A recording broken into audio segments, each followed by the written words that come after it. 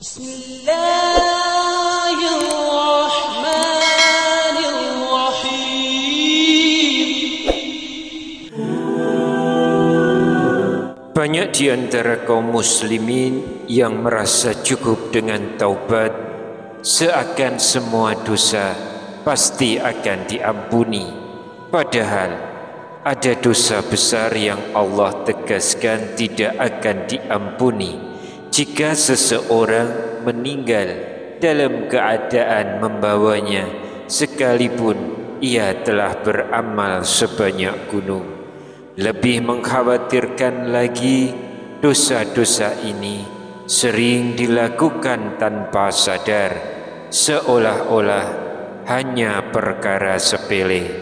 Karena itu, kita wajib berhati-hati, jangan sampai terjerumus pada dosa yang bisa menutup pintu ampunan Allah dan menjerumuskan kita ke dalam murkanya. Bismillahirrahmanirrahim. Assalamualaikum warahmatullahi wabarakatuh. Syukur alhamdulillah kita masih dipertemukan kembali di channel ini. Salawat dan salam selalu dan tetap tercurahkan kepada junjungan kita Nabi besar Muhammad sallallahu alaihi wasallam. Allahumma sholli ala sayyidina Muhammad wa ala ali sayyidina Muhammad.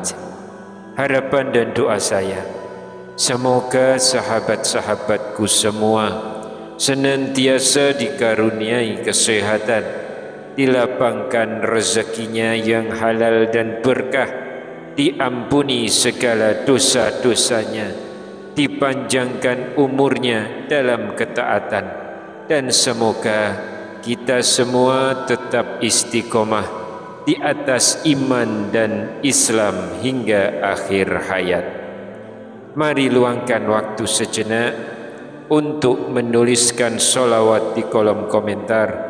InsyaAllah itu menjadi tanda cinta kita kepada Rasulullah sallallahu alaihi wasallam. Semoga dengan salawat tersebut kita semua kelak beroleh syafaat beliau di yaumil akhir. Amin ya rabbal alamin.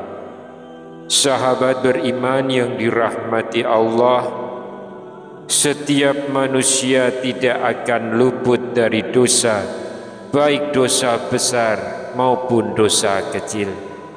Agar dosa-dosa tersebut diampuni Allah subhanahu wa ta'ala, salah satu jalannya adalah dengan berdoa dan memohon ampun kepadanya. Dari Anas bin Malik radhiyallahu anhu, ia berkata, aku mendengar Rasulullah sallallahu alaihi wasallam bersabda, Allah subhanahu wa ta'ala berfirman, wahai anak Adam, selama engkau berdoa kepadaku dan berharap kepadaku, maka aku akan mengampuni dosa-dosa yang ada padamu dan aku tidak peduli. Wahai anak Adam, seandainya dosa-dosamu mencapai awan di langit, kemudian engkau memohon ampun kepadaku, niscaya aku akan mengampunimu. Wahai anak Adam, seandainya engkau datang kepadaku dengan membawa dosa sepenuh bumi, kemudian engkau menemuiku dalam keadaan tidak menyekutukanku dengan sesuatu apapun, niscaya aku akan mendatangimu dengan ampunan sepenuh bumi pula. Hadis riwayat At-Tirmizi. Hadis ini menjelaskan betapa agungnya sifat Maha Pengampun Allah subhanahu wa ta'ala atas semua dosa-dosa yang telah diperbuat manusia. Meskipun dosa itu sangat besar, sebesar bumi atau setinggi langit, jika manusia benar-benar bertaubat kepada Allah, maka Allah akan mengampuninya. Taubat yang sebenar-benarnya berarti seseorang menyesali dosa, meninggalkannya, dan bertekad untuk tidak mengulanginya lagi. Namun, apakah ada dosa yang tidak akan diampuni oleh Allah Subhanahu wa Ta'ala? Tapi sebelum kita melangkah lebih jauh, jangan lupa untuk like video ini, subscribe channel ini, serta aktifkan lonceng notifikasinya agar sahabat tidak ketinggalan kajian-kajian kami berikutnya. Jangan ragu pula untuk menuliskan doa dan hajat sahabat di kolom komentar. InsyaAllah doa-doa tersebut akan kita aminkan bersama, dan semoga Allah Subhanahu wa Ta'ala segera mengabulkan setiap permohonan baik kita. Rasulullah sallallahu alaihi wasallam bersabda, doa seorang muslim untuk saudaranya tanpa sepengetahuannya akan dikabulkan. Di atas kepalanya ada malaikat yang ditugaskan setiap kali ia mendoakan kebaikan untuk saudaranya. Malaikat tersebut berkata, amin, dan engkau pun mendapatkan yang semisalnya. Hadis riwayat Muslim. Maka mari kita saling mendoakan, semoga Allah mudahkan segala urusan kita di dunia maupun di akhirat. Amin ya rabbal alamin. Sahabat beriman yang dirahmati Allah, meskipun Allah Subhanahu wa Ta'ala Maha Pengampun dan Maha Penerima Taubat, bukan berarti semua dosa pasti akan diampuni begitu saja. Ada dosa-dosa tertentu yang kedudukannya sangat berat di sisi Allah, sehingga Al-Quran secara tegas menyebutkan bahwa dosa itu tidak akan diampuni jika pelakunya tidak bertaubat darinya. Oleh karena itu, jawaban dari pertanyaan di atas adalah ya, ada. Dosa-dosa itu yang pertama adalah syirik. Syirik adalah perbuatan menyekutukan Allah Subhanahu wa Ta'ala dengan sesuatu, baik dengan berhala maupun dengan makhluk ciptaannya. Pelakunya disebut musyrik. Syirik termasuk dosa yang paling besar, dan Allah Subhanahu wa Ta'ala menegaskan bahwa dosa ini tidak akan diampuni jika pelakunya tidak bertaubat darinya. Sebagaimana firman Allah Subhanahu wa Ta'ala, sesungguhnya Allah tidak akan mengampuni dosa syirik, dan Dia mengampuni dosa selain itu bagi siapa yang Dia kehendaki. Barang siapa mempersekutukan sesuatu dengan Allah, maka sungguh ia telah tersesat sejauh-jauhnya. Quran Surat An-Nisa ayat 116. Lalu dosa besar yang kedua adalah menuduh wanita solehah telah berbuat zina. Zina sendiri adalah perbuatan bercampurnya laki-laki dan perempuan tanpa ikatan pernikahan yang sah. Ini merupakan dosa yang sangat besar. Sebagai hukumannya, pelaku zina akan mendapatkan sanksi dari Allah, baik ketika di dunia maupun di akhirat kelak. Namun, bagaimana jika ada seseorang yang menuduh seorang wanita solehah telah melakukan perbuatan zina? Allah Subhanahu wa Ta'ala berfirman, dan orang-orang yang menuduh perempuan-perempuan yang baik-baik berzina dan mereka tidak mendatangkan 4 orang saksi, maka deralah mereka para penuduh itu 80 kali, dan janganlah kamu terima kesaksian mereka untuk selama-lamanya. Mereka itulah orang-orang yang fasik. Quran Surat An-Nur ayat yang keempat. Dalam tafsir Ibnu Katsir dijelaskan bahwa tuduhan zina wajib didukung oleh 4 saksi laki-laki yang adil. Jika tidak terpenuhi, maka penuduh dikenakan hukuman cambuk 80 kali dan dicap sebagai fasik. Syarat 4 orang saksi ditetapkan agar tidak mudah bagi seseorang menuduh zina, sehingga menjaga kehormatan dan martabat seorang muslim. Aturan ini juga menjadi tameng agar masyarakat tidak terjerumus dalam fitnah dan tuduhan keji tanpa bukti yang jelas. Yang ketiga adalah sihir. Sihir termasuk dosa besar yang sangat berbahaya, bahkan digolongkan sebagai kekufuran. Hal ini karena sihir merupakan salah satu perbuatan setan, dan orang yang melakukannya tergolong ke dalam golongan orang-orang kafir. Allah Subhanahu wa ta'ala berfirman, mereka mengikuti apa yang dibaca oleh setan-setan pada masa kerajaan Sulaiman. Sulaiman tidak kafir, tetapi setan-setan itulah yang kafir. Mereka mengajarkan sihir kepada manusia dan mengikuti apa yang diturunkan kepada 2 malaikat di negeri Babil, yaitu Harut dan Marut. Padahal keduanya tidak mengajarkan sesuatu kepada seorang pun sebelum mengatakan, sesungguhnya kami hanyalah cobaan bagimu, maka janganlah kamu kafir.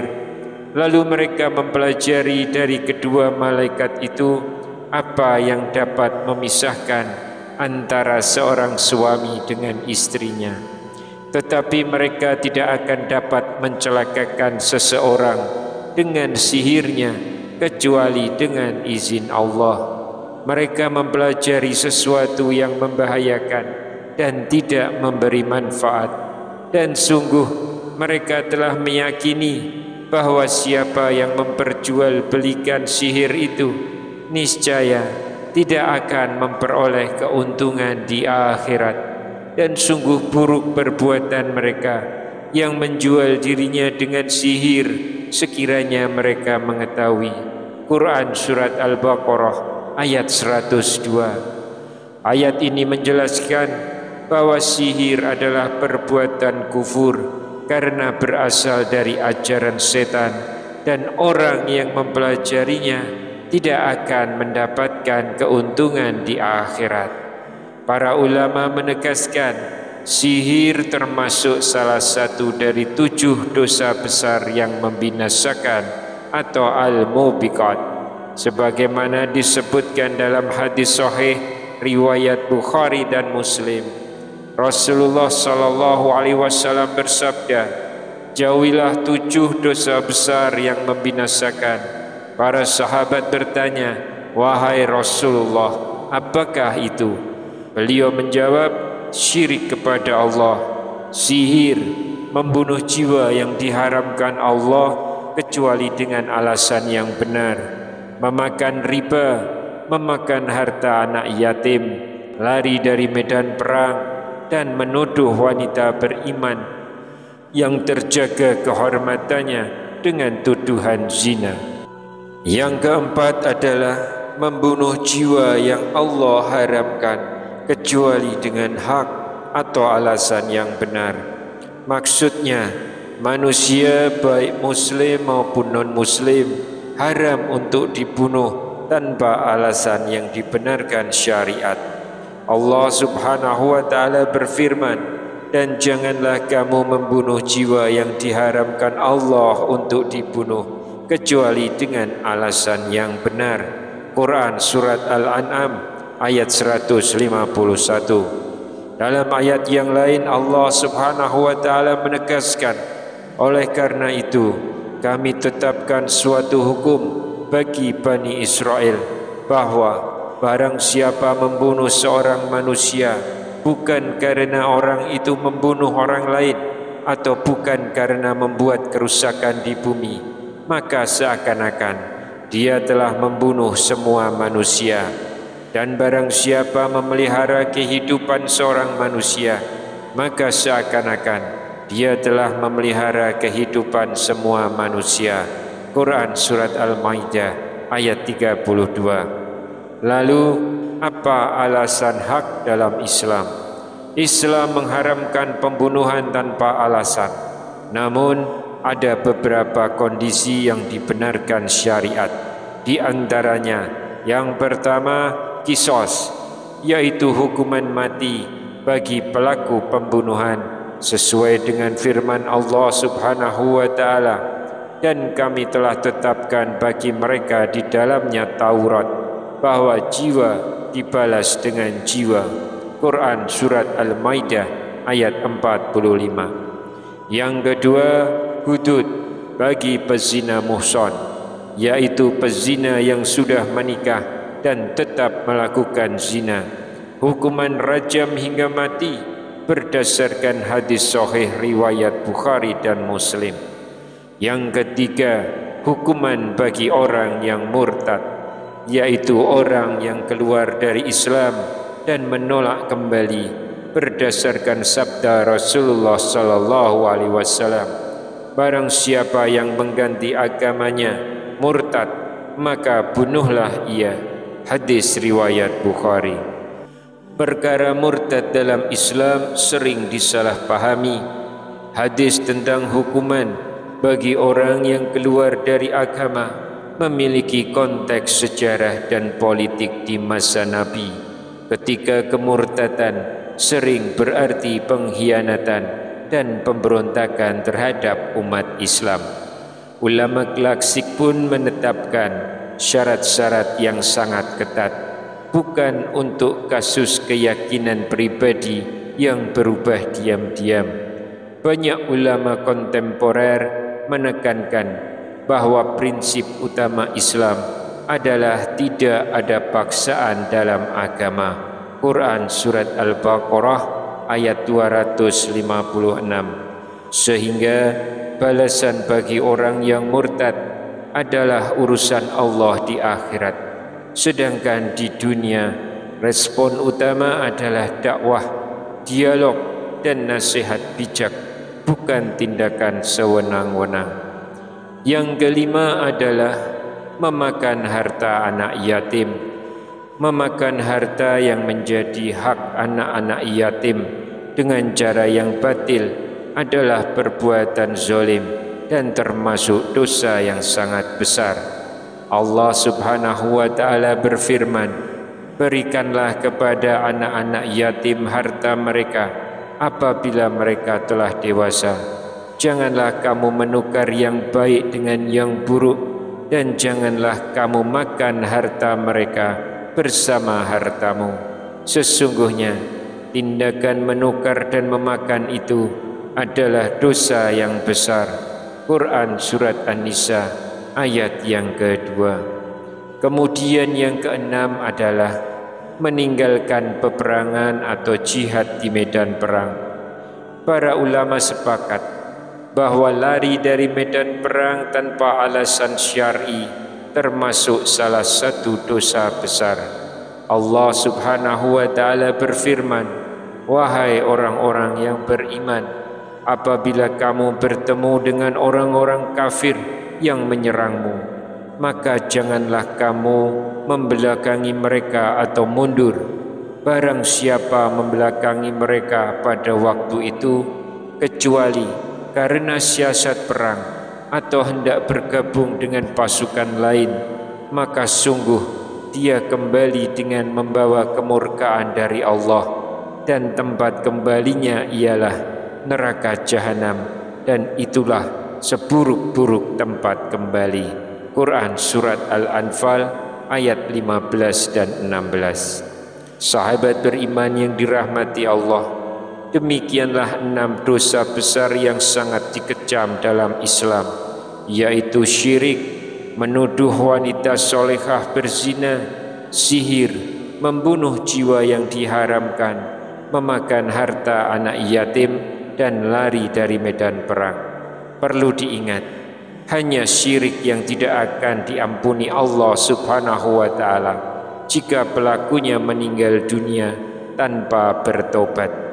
Adapun dosa-dosa besar lainnya, meski sangat berat dan terancam azab, Allah tetap membuka jalan ampunan bagi siapa saja yang benar-benar bertobat dan menyesali perbuatannya.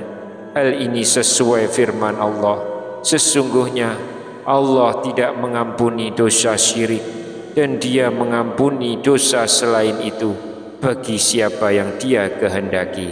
Quran Surat An-Nisa ayat 116. Semoga kita dijauhkan dari semua perbuatan dosa tersebut, senantiasa bertaubat dari kesalahan dan menjadi hambanya yang selalu beriman. Amin ya rabbal alamin. Wallahu a'lam bishawab. Wassalamualaikum warahmatullahi wabarakatuh.